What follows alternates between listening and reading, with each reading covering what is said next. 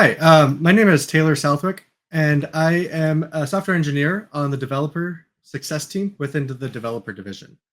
What that means is that we go spend a lot of time with customers and see the actual pain points that they are encountering with our technologies.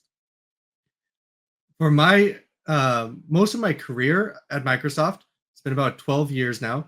I've spent it in the ASP.NET Core to ASP.NET Framework to ASP.NET Core space. As soon as ASP.NET Core started being a thing, back at the very beginning of it, back during the beta releases and pre-releases, I was visiting with customers, still very new to all of ASP.NET, but kind of watching what are they doing to be able to migrate.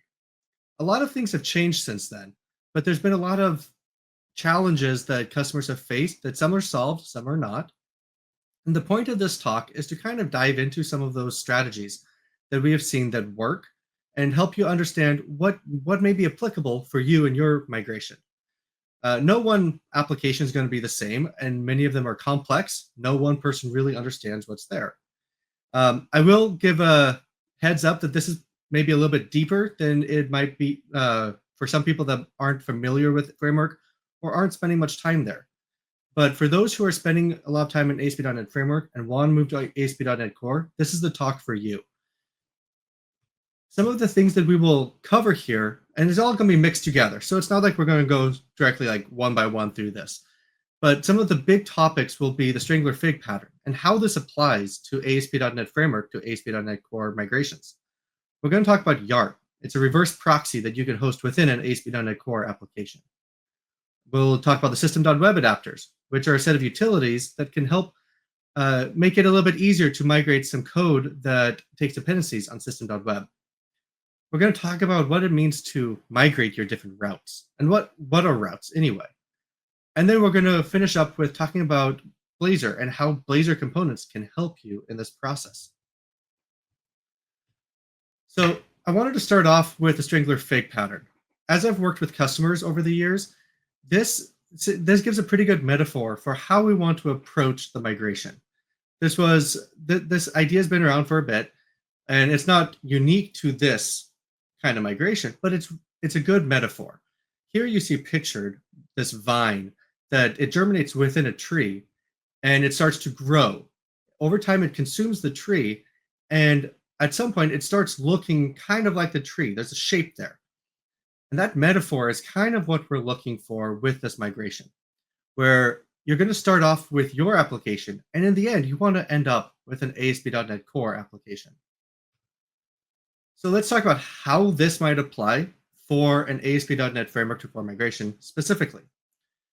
Here's a deployment that you might have, and this is incredibly simplified. You're going to have a lot more components here, most likely, but in a very abstracted way, you're going to have requests coming in from the internet, or potentially even just intranets, but you're going to have that come into your deployment. You may have your own reverse proxies at this point, or your own way that it actually gets to your application, but we're going to focus on that deployment of your ASP.NET Framework application.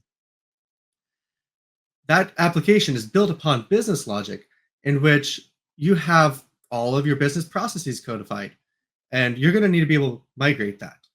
And one of the challenges we've seen with customers as they do this migration is they can't stop in the middle of a migration. So they can't stop their business in order to do a migration. It's something that they have to be able to do in tandem. They need to do it in a way that they can continue to add business value and doesn't disrupt the normal business needs that they have. And so this is where we can start applying the Strangler fig. We're going to add into this deployment an ASP.NET Core application. This is then going to be connected to your ASP.NET Framework application via YARP. YARP is a reverse proxy that is available to be hosted within ASP.NET Core. And we configure it in a way so that ASP.NET Core can handle any request that it knows about. But if it doesn't know about it, it will just delegate any of those requests back to your ASP.NET Framework application. I do want to point out that this is a configuration that, as a developer, it's fairly easy to get set up. In a little bit, we'll walk through an example of getting all this set up and getting it configured. But when it comes to deployment, this can be a tricky part. I've worked with some customers that this has taken upwards of 6 months or so, just because of the different teams that are involved in the sign off there. It affects your build pipeline, it affects your deployment pipeline. You got security reviews there.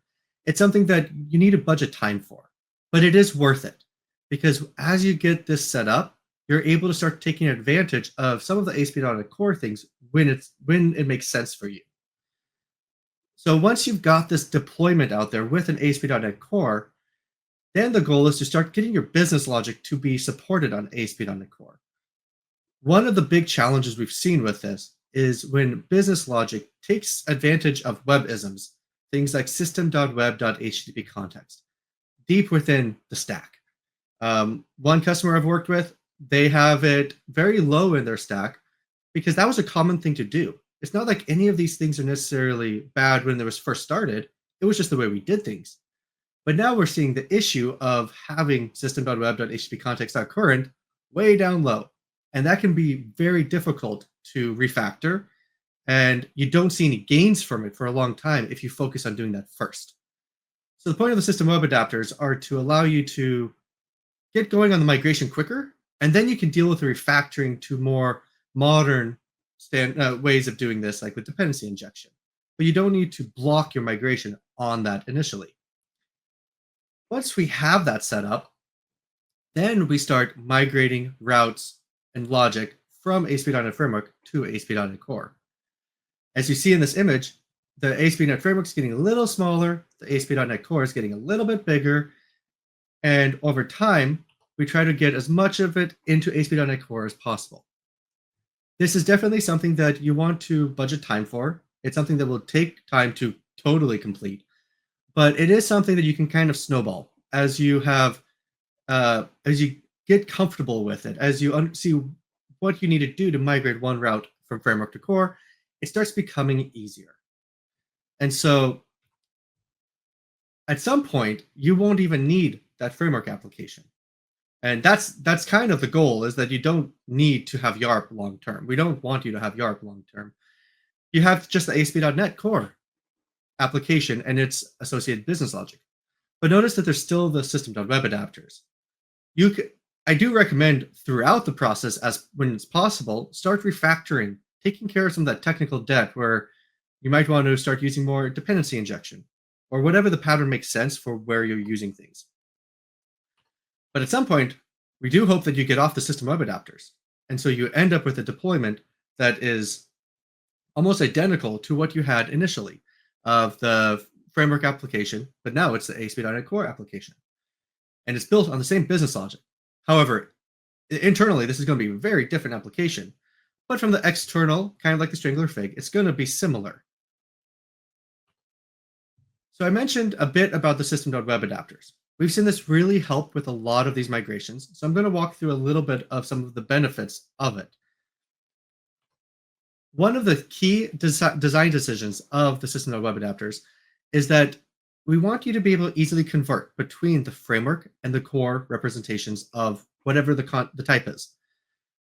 The adapters do not contain all the types in System.Web. Notably, it does not have System.Web.UI or membership or some of these other things that are not as common lower level in the stack. Like, there's still things you got to migrate, but they're not things that we saw as pervasive and that would just block migrations from the get-go. And being able to translate between the two, between a System.Web.HTTP context and a Microsoft.ASP.NET Core.HTTP context, proves incredibly powerful as we try to migrate and take advantage of ASP.NET Core when we can, or be able to share code with the System.Web when we can't. The adapters also allow you to add it anywhere in your stack. So you can use that System.Web.HTTP context.current anywhere.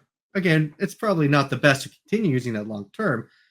We do recommend other ways of doing it, like with dependency injection or just passing some sort of POCO around that might have the information you need. But we do enable it because a lot of people have that. And we don't want you to be blocked early on in your migration because of that. And so you can add it into a project. It doesn't add any more dependencies, and it allows you to get going. When you're running it on .NET Framework, it also does not add any overhead. It unifies to System.Web.dll, and so it just transparently will work. However, on ASP.NET Core, it has implementations that are most of the time just pass-through implementations. What does this mean? It means that if you do something on the request object, like add a header on one side, say the System.Web.dll, deep in your business logic, it is reflected immediately in the ASP.NET Core version of it. And as the first point, we have a way to go back and forth. So even method to method, you can go back and forth and be able to use whichever one makes sense. There's very minimal code changes that are required to use it. And in order to configure it, you only have to do that in one place in both your framework and core application. And we'll get into how that configuration works and what that looks like and how it can help with the migration. But it's centrally done. And once you've done that, you don't have to really change much else as you add in the System.Web Adapters. And finally, if you're on ASP.NET Core, you do have the ability to override some of the behavior of the adapters in case you want to modify anything, or if potentially our implementation isn't quite right due to some corner case that you might be expecting. There are 4 different packages with the System.Web Adapters, and the main one I'll talk about, because it's what I expect everyone to use, is the first one on this list. It targets .NET Standard 2.0 and .NET Framework 4.5 and above. This means this is the one that you put into those low levels. It doesn't add any more references. You don't have to deal with any sort of changes to any of that. And when you're targeting .NET Framework, it's really going to be no change at all. Besides, now you have this additional DLL that will unify to System.Web. The additional packages there are for when you are configuring it on your head application, on your actual deployable unit of your ASP.NET Core or ASP.NET Framework application. So there are 2 main topics I wanted to cover before we dive into like the actual code of making this work, because these are areas we have seen, again, be blockers as you start the migration. And so it's something to be aware of upfront and to start planning for. These are session and authentication. The session in ASP.NET Framework and ASP.NET Core are very different. One of the main differences is that in ASP.NET Framework, you had a strongly typed object when you accessed a session key. However, in ASP.NET Core, you just get a byte array. And so that would cause a lot of churn in your code base if you're making use of accessing session throughout. And now all of a sudden you also have to add in all of the changes to get the strongly typed data from this. One of the themes of this of the System.Web Adapters is that it provides some of these stepping stones for you, but we hope that at some point you can get off of them and move to your own access for strongly typed session or whatever the concept is. And you'll hear me reiterate that periodically, because we do see this as a stepping stone, and it's designed to be that helpful stepping stone as you are working through the migration, but hopefully not for long term. So we have 2 ways that you can use session, and it's customizable if you want to extend it yourself. But out of the box, we have a way to wrap the existing ASP.NET Core session. This is so that if you want to just be able to use the built-in session on ASP.NET Core, but you want that strongly typed layer because you've got a bunch of business logic that needs it, there's a way to do that. We also have a way that allows you to keep your .NET Framework application as that source of truth. This helps to bootstrap your app, to get you going with the migration, because then you don't have to change anything. Especially as when you start off, everything is being proxied back to the framework app anyway. And so this allows this to be the source of truth for your session. And it can be writable or read-only. One thing to keep in mind is that on Framework, it uses binary formatter serializer in order to serialize any of the contents of your session, at least by default. We don't have that in .NET anymore. That's been removed for good reasons, and there's plenty of talks you can look at as to how you might want to migrate off that if you still have it. But the thing for session here is that we have a way for you to register what the types are. Out of the box, we provide a way to serialize it to JSON, but there are ways to extend it to be able to serialize it to whatever you want. If you have a custom way, you might want to do that. And finally, there's authentication. This is, again, one of those things that you kind of have to think about upfront. because it's cross-cutting concern that touches everything. We recommend, if possible, to just configure it on the ASP.NET Core side of things with the whatever makes sense for the identity system you're using, the authentication you have. This is, of course, really easy if you're doing things like Entra, or you have your own identity store that is a separate server. However, if this is just contained within your framework application, then it becomes a little bit more tricky. So we have a way to be able to set up the remote authentication where the framework application becomes the source of truth for the ASP.NET Core application. And you can get a claims identity in ASP.NET Core from your ASP.NET framework. So that's a lot of information. I kind of just wanted to give that high level view of what all these different parts are. And you may be wondering, how do we actually do this in practice? So I want to kind of go back to where we're starting from, and we're going to work through a sample where we start picking this apart and we start adding some of it to it. So we start with this deployment, and the first step is adding that ASP.NET Core application and then adding YARP. And then we want to add the System.Web Adapters. And we want to kind of get that configured.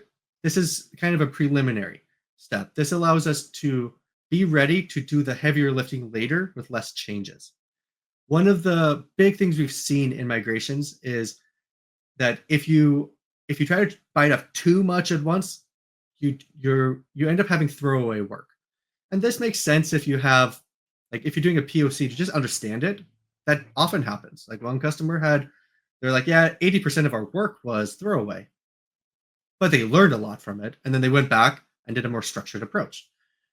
But keeping in mind that the smaller chunks that you can do and get things deployed, stabilized, get confidence in it, the more your developers, the business will be comfortable as you start migrating more and more parts of the application. So let's jump over to what this looks like. So this is eShop. It's a simple storefront that we're going to migrate from framework to core. It has just a basic view of what's available. It has, you see there's a user here. There's a way to see session and user information. And then down here, I want to highlight that we're on .NET Framework 4.8. So we can keep track, we can use that to keep track of where we are. Because as you start migrating routes, sometimes you can't quite tell, is this being served by framework or core? Which is good in one hand, because then you don't really know if it's doing its job. But you also, it's nice to be able to see, like, oh, hey, this one's on .NET 9. That's awesome. So we're going to go ahead and close that. And let's take a look at the structure here. So we've got this application, and we have an MVC application with 2 supporting projects. We're going to start off by adding that ASP.NET Core application. Thankfully, Upgrade Assistant can help with this. This is the Upgrade Assistant that's currently available in the marketplace. There were some newer versions that were showed earlier today, but this one is one that is already available, and there's no AI in this part of it yet, but it does its job, which is to help you set up YARP. So we're going to do the side-by-side incremental project upgrade. And that's the way that we describe this process of setting up a .NET Core application as the front end. We're going to select .NET 9, and we're going to go ahead and let it do its thing. So we'll see as it's adding the projects, we have an MVC Core application, and it is now getting YARP hooked up to it. Then it's going to get System.Web Adapters hooked up to it. We can take a look at the program.cs to kind of see what this is. In the diagram, YARP plays a central role in this. However, in practice, it's a very minimally invasive part of the project. You'll notice that there's this, add HTTP forwarder, that adds the services for YARP. And then there's this part here that we have map forwarder. The map forwarder creates a catch-all where any route that's not registered will be proxied, and it goes to the URL here. I want to point out here we have this order, and that order will set it up so that we are the last route to be used. That means that if you have a controller with whatever the URL is, it gets first. And that's important because we only want the forwarder to happen if it's not there anymore, if we don't have anything in the application. And that's all we really need to do here with YARP. It just kind of works, which is awesome. We don't have to think too much about it. Next, we have the System.Web Adapters that it's added. And we're going to configure it a bit later, but this is how it's added on the core side, where we add the services.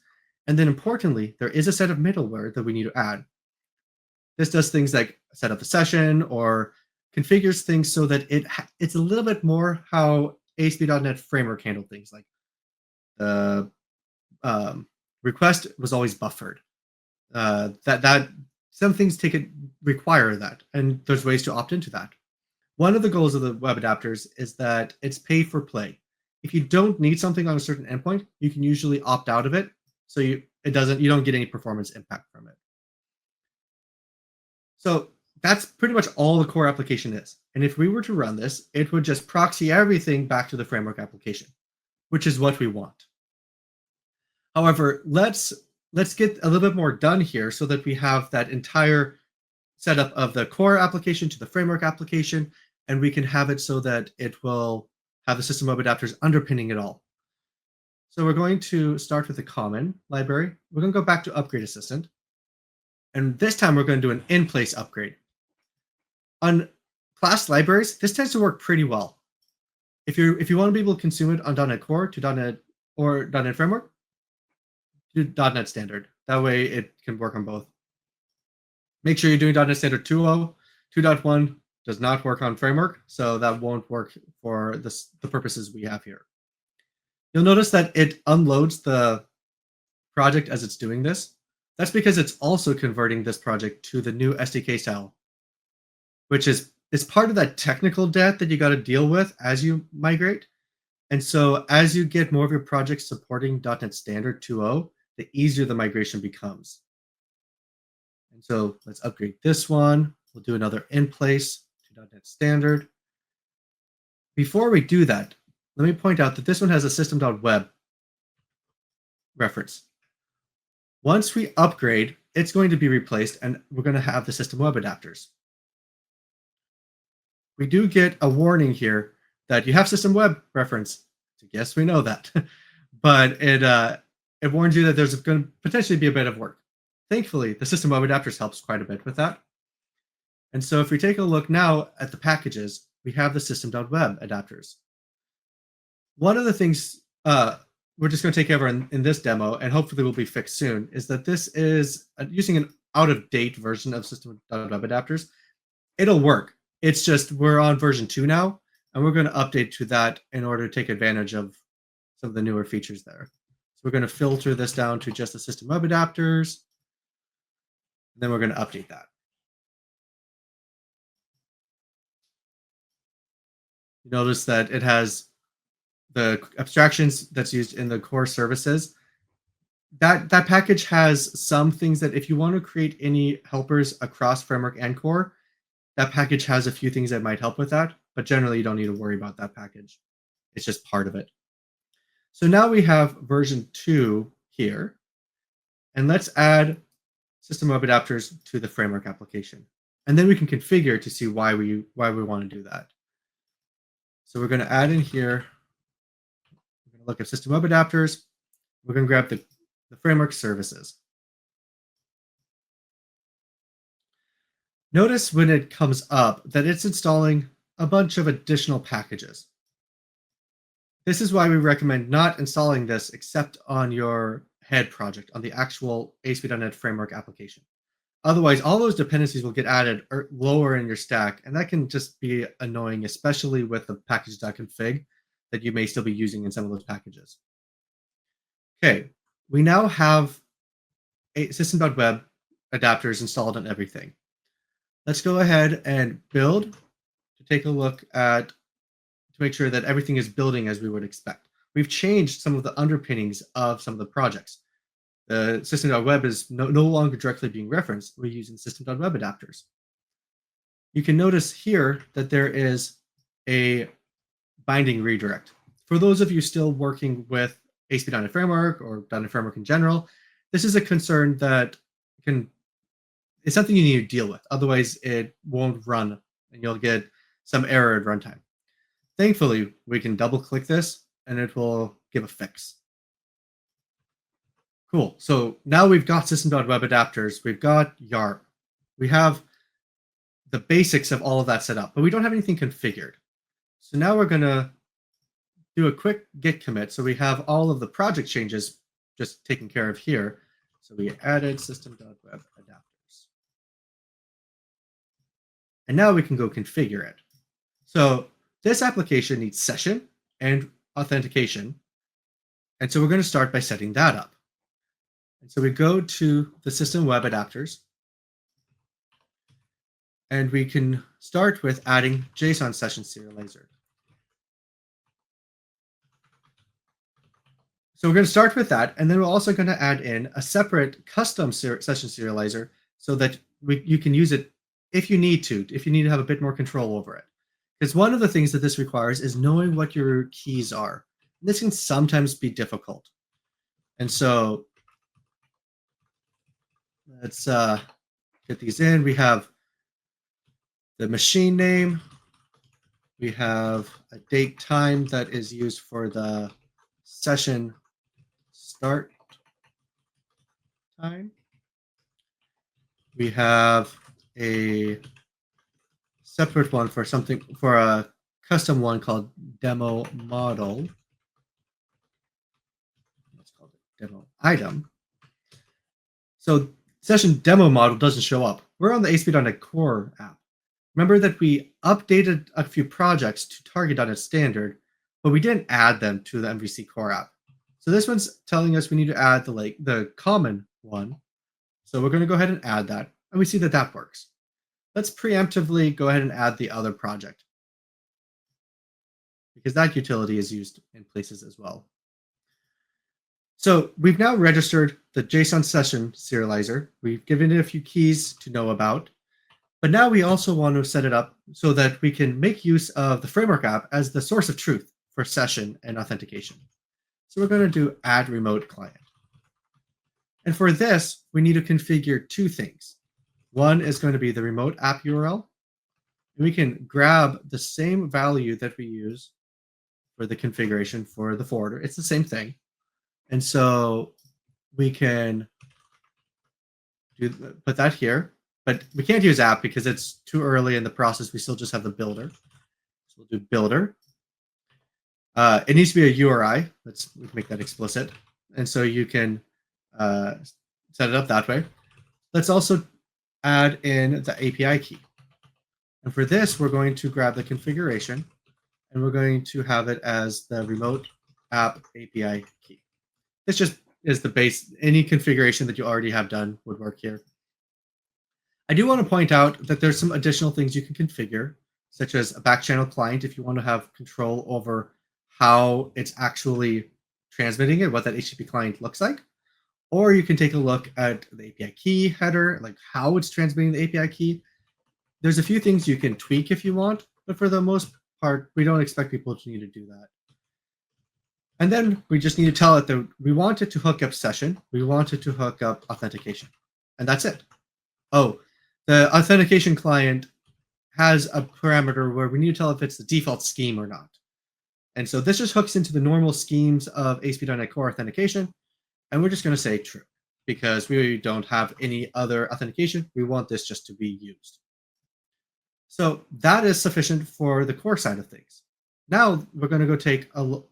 Oh, before we forget, and if you forget this, it shows up at runtime very quickly. Let's add in the secret for what the remote API key looks like. So we're going to put that in here. We do have a check to make sure it's something of the form of a GUID, mostly so we can make sure that it's complex enough. So there's the remote app API key. And now we've got that set up.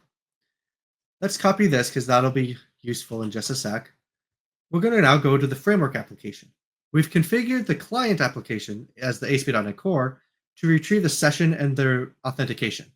So let's go configure the framework application so it can serve that up.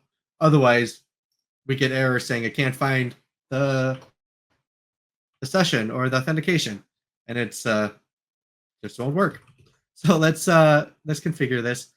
It's an extension method off of HTTP application, and so in your global.asx, you can call this dot and then add System.Web Adapters, and this will configure things so that the System.Web Adapters endpoints will be served through the framework app, as well as any of the services that we might need. So we register the same keys, and then we need to add the remote app server for this one. The other one was remote app client server. Hope that makes sense. We then, on this one, there's just a single key that we need to set, or a single value. Because this is on framework, we use a configuration manager. In production, I would recommend using the ASP.NET Framework configuration builders.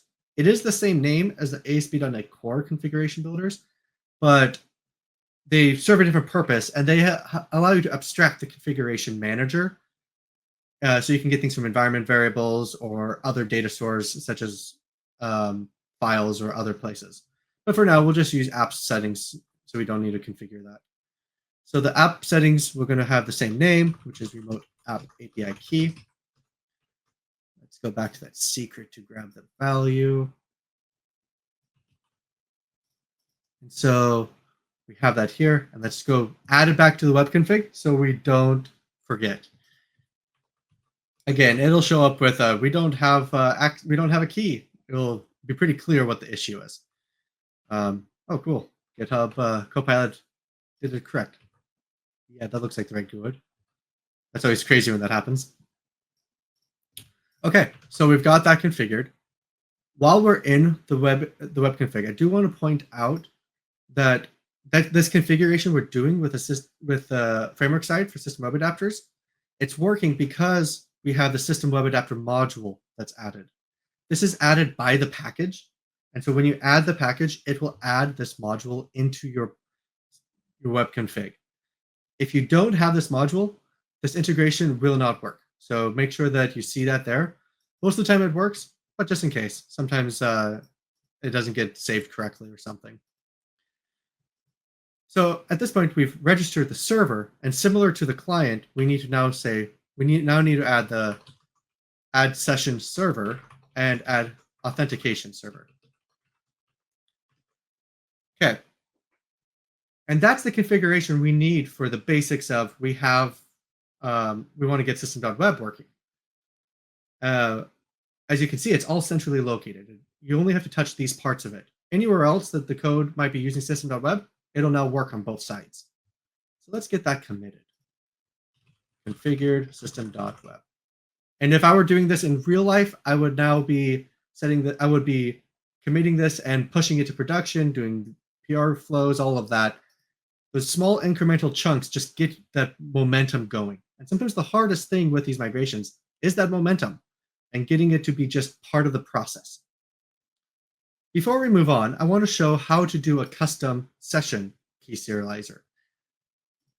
This can be useful if you just want to hook into part of the process to see what session keys are being used. And so we can do my session key serializer, and you need to implement this iSession key serializer. So there's a try deserialize, try serialize method. We're just going to set both to null for now because I don't have anything specific I want to set it to, but this allows you to potentially hook in to the process and be able to control that flow. We don't need that. Okay, let's return false here. But we can put some breakpoints here for along the way, and we're going to add it as a service. So we'll add a singleton, and we're going to add the my session key serializer. Cool. Now that's there. So we can potentially hook in if we want. Let's commit that. Okay. So at this point, we're going to start the app. It takes a little bit to start up, so we'll talk a little bit more about the next steps. I do want to point out that there's nothing that looks to be the startup method. That's because Upgrade Assistant set up multiple startups. So if you right click on here and you configure startup, you can see multiple startup projects. You can even save this if you want. That's a cool new feature in some recent Visual Studio. But these are both set up to start. Okay, let's go ahead and start that. And we're going to go back to talk a little bit more about the next steps of what you're going to do. So this is where we got to. We got to the point where we have the System.Web Adapters underpinning everything. And now we need to start actually making stuff work on the ASP.NET Core side.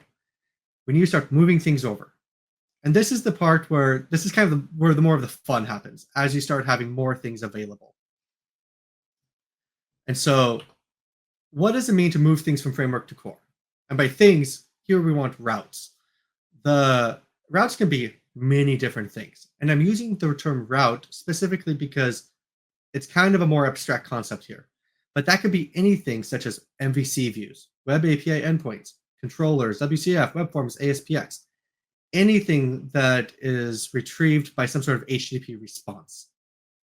And so if you're able to retrieve something by an HTTP response, that is a candidate to be able to migrate. And so the next step will be to do some sort of route migration. And so let's take a look again at what that looks like. And remember, we launched the application to kind of see where our progress was. So here we are. This is the application running as it currently is set up. Notice that now we're on 7047. I don't know if you noticed, but before we were on a different port. So let's take a look at that port. If we go to 44319, that's the one we were on. It looks the same, right? And it is the same right now. The only difference is that this one on 7047 is going through ASP.NET Core, but everything's being proxied over. We haven't moved anything yet. It's still running on .NET Framework. So let's go ahead and jump back into our code. We've got everything committed. Let's do the next step. Let's close out all of these screens. And we're going to now go back to Upgrade Assistant. We're going to open it up by clicking on the project node for the framework application. Now we have a different screen. This one shows us all the endpoints that we have. We're going to click Upgrade Controller, and we're going to now click the Session Controller. This will help identify what all is needed to migrate a view or a controller or whatever that route is that you want to migrate. You'll see that you can dig into this to kind of see what it's doing. It's not going to bring everything over, but what it will do is it's going to set it up so that we can have those views and controllers on the ASP.NET Core side. So we're going to go ahead and start, and it's going to migrate some stuff over. So as it does it, we'll see some of the files here start populating.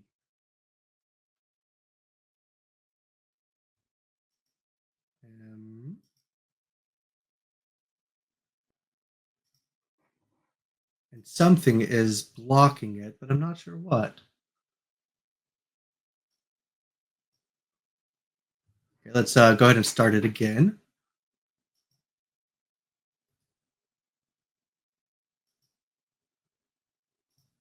We're going to go back to the controller, ASP.NET, and we're going to start it up again. There we go. Okay, so we see that it's pulling over a bunch of files, the controllers, the views, and we've got these files now on our ASP.NET Core side. There may be some code duplication. I would recommend whatever your best practices are around sharing code, just take advantage of that and start merging some of these things as much as possible. But let's take a look at what work is left for us. Upgrade Assistant does a great job and is continually getting better at giving us a result that can work. But most of the time, there's always some work that you as the developer need to bring some smarts to. And so we're going to take a look at each of these files and we can update a few things. So here we have HTTP context accessing the session. Well, we know this is using the System.Web HTTP context, but this is now the ASP.NET Core session. ASP.NET Core HTTP context. The controller is the ASP.NET Core version, which is great. We're now using a lot of the ASP.NET Core isms without doing much work. So all we need to do now is get back into the System.Web world where we need to. So here we're going to do as System.Web, which is a helpful extension method that once you add the using for, it becomes available to get the session. We're going to do the same thing here. And now it compiles. I mentioned earlier that the System.Web Adapters tries to be more pay for play, that some of these features that may cost some performance hits for you, you have to opt into. Session is one of those. And even more with more granularity, the read-only versus a writable session is one of those. So we're going to add session, and we're going to set this session behavior to read-only, because we know that this one is purely just the view. It's getting it, and it's just going to display it. We don't need to do anything else with it. But this post method, this one is going to be updating it. So here, we're going to go session behavior. And we're going to set it. Oh, we actually can just use the default version. So we don't even need to have the extra code there.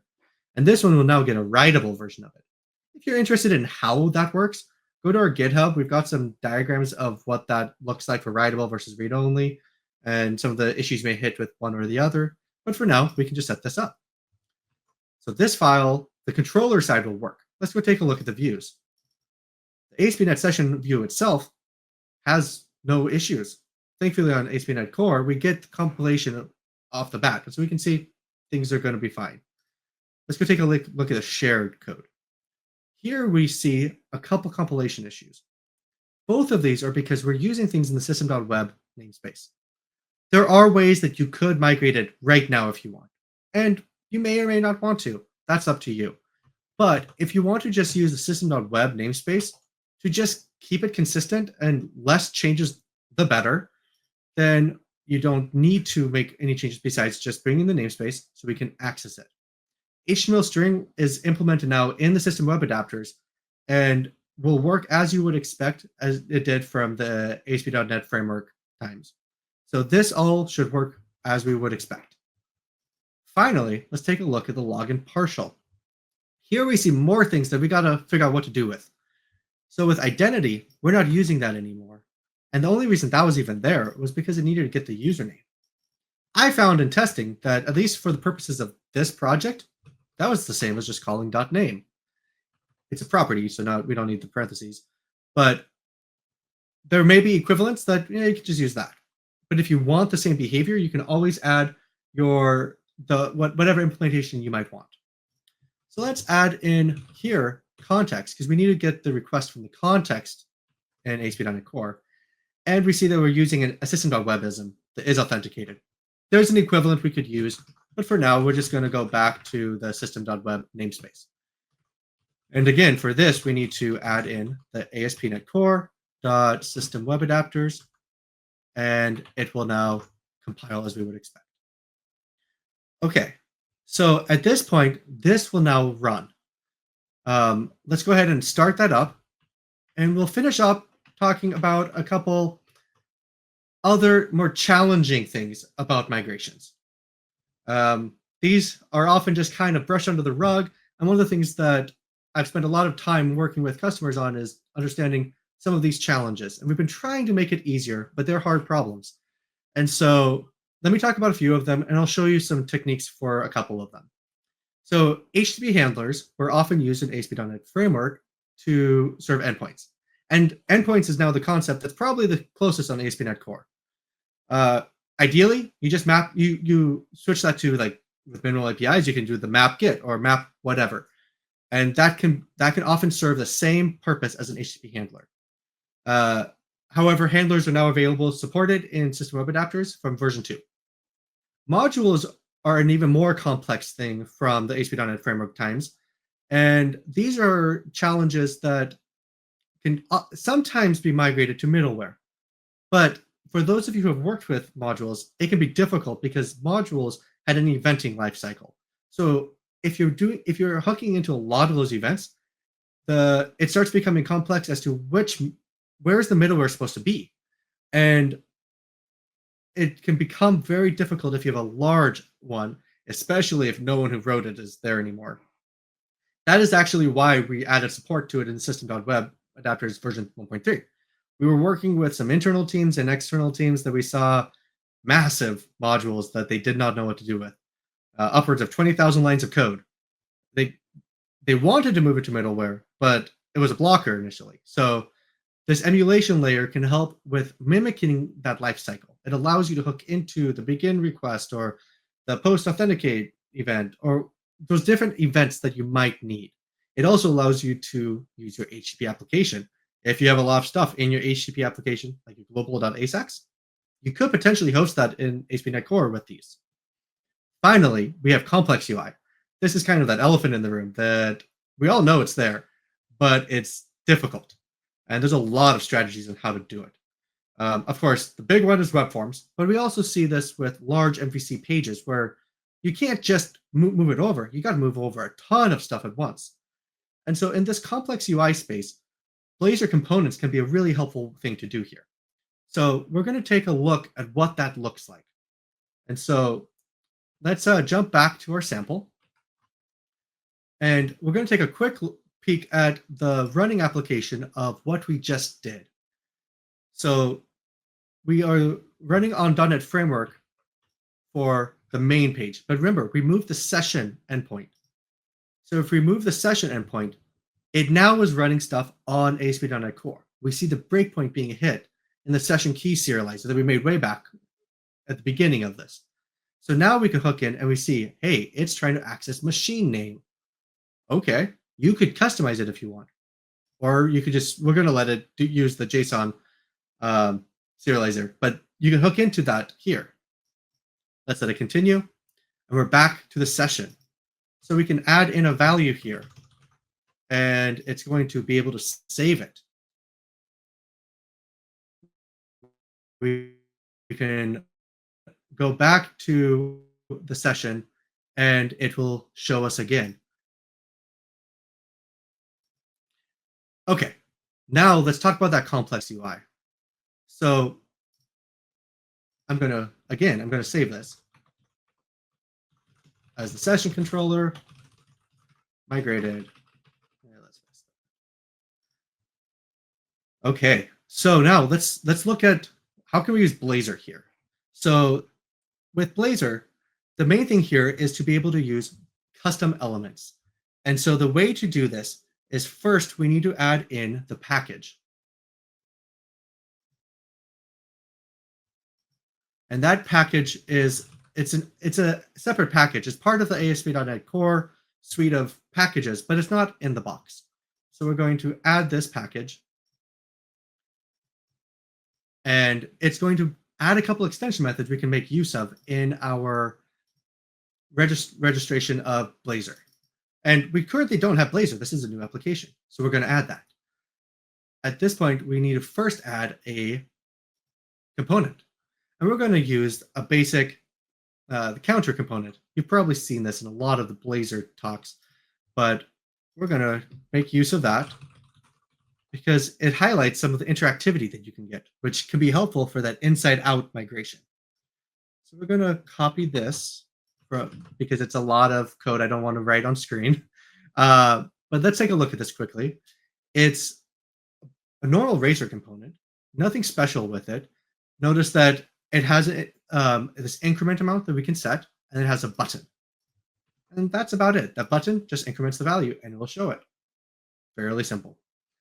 So let's go to the program.cs again. And here we're going to add in Blazor. So we're going to go to our services, and we're going to add services.add server-side Blazor. And here we're going to add a root component. And this is what the extension method is added by that package. It's this register custom element. And here we're going to add counter. And we're going to call it my counter. And this is using this added in the system.diagnostics metric counter. We don't want that one. Thankfully, the generic type constraint there helps. But we want to use our counter. So that's registered. One more step here is we have to add the Blazor endpoint. So we're going to map Blazor hub. If you don't do this, then we can't get the JavaScript needed on the client side. We can't get the Blazor connection set up.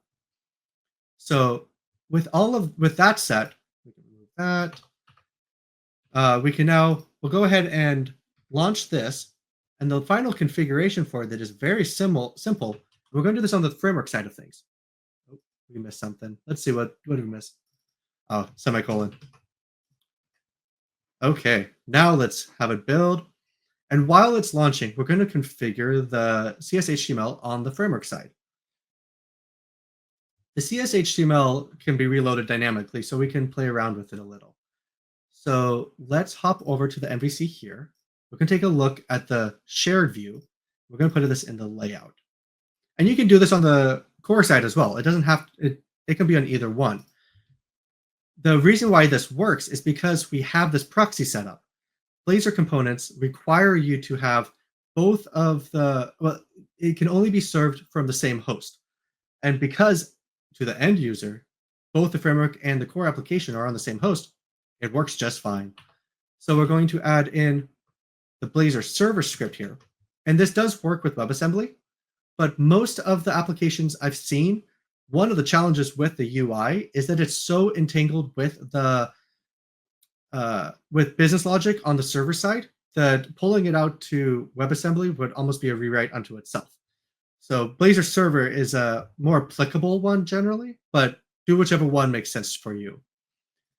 So we're going to now add our custom counter here. We're just going to drop that in right there and save it. And now it should work when we pull up the application and we refresh it. We'll now see that it has a Blazor component once everything gets loaded. Right here. This right here is a Blazor component, and it's running on .NET Framework. Well, to be clear, it's running on ASP.NET Core, but it's being surfaced in a view that is being served by ASP.NET Framework. We can click on it. We can do whatever we want there. Let's kind of play around with that a little. If we look at this counter, there's this increment count. Let's see what we can do with that. So we're going to switch this to kebab casing. That's part of the standard that it will automatically do, so you need to make that change yourself on any of these properties. But let's change this to 10. So now what we expect is that after we refresh, the current counter will be incremented by 10 with every click. Oh, something didn't work. That's not working now. Let's see what's happening. Let's put a breakpoint. Oh, the property is increment amount. Let's change that. We'll change that to amount. And now if we refresh it, let's take a look at it.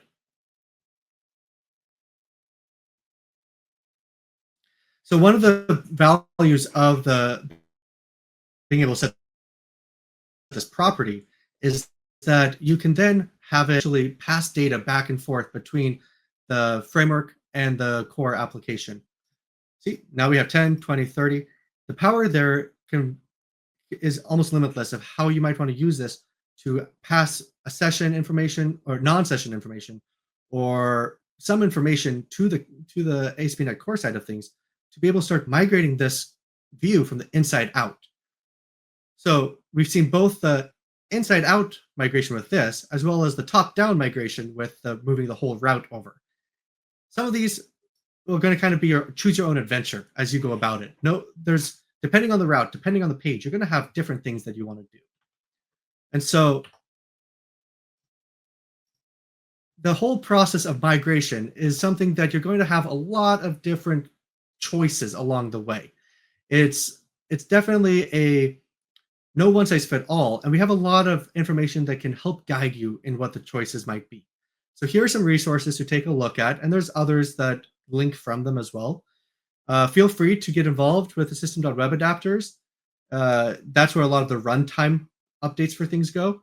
And take a look at some of the documentation around incremental migrations, around Upgrade Assistant, and then there's the Blazor custom elements that all together can hopefully provide some sort of strategy for you as you embark on the journey of migration.